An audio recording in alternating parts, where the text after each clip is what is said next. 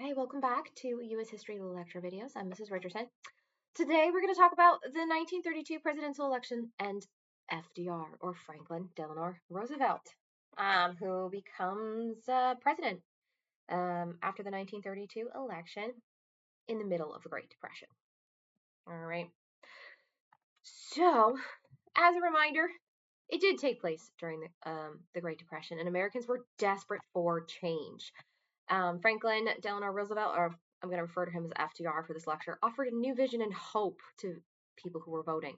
And so he was part of the political elite, but campaigned as an agent of change. And his confidence and optimism was in contrast to President Hoover's image.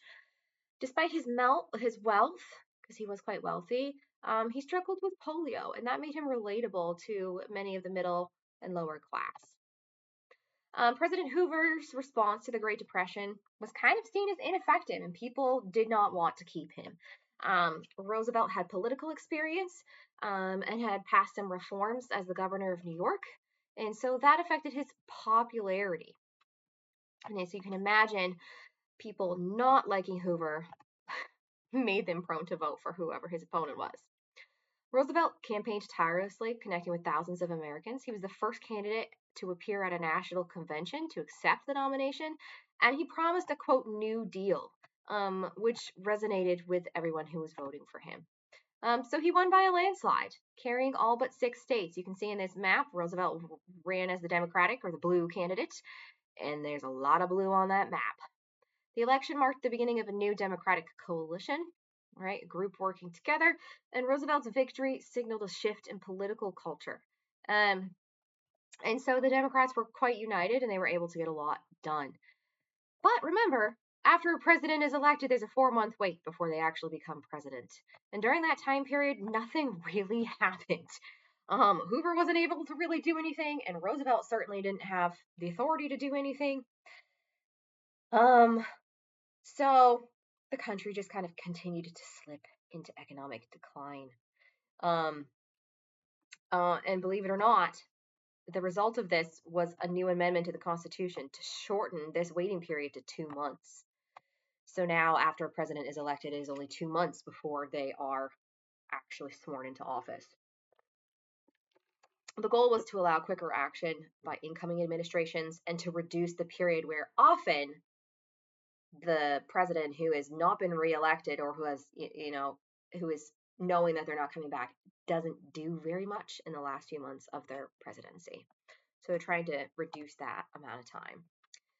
On February 15th, there was actually an attempt to assassinate Roosevelt, but he remained very calm, which was reassuring to people, and continued to promote his popularity. So Roosevelt came in with a very different attitude. He believed in positive government action and federal relief programs. He is going to put through a round of legislation or laws and programs called the New Deal, and eventually the Second New Deal as well, as an attempt to help Americans boost the economy, relieve the Great Depression.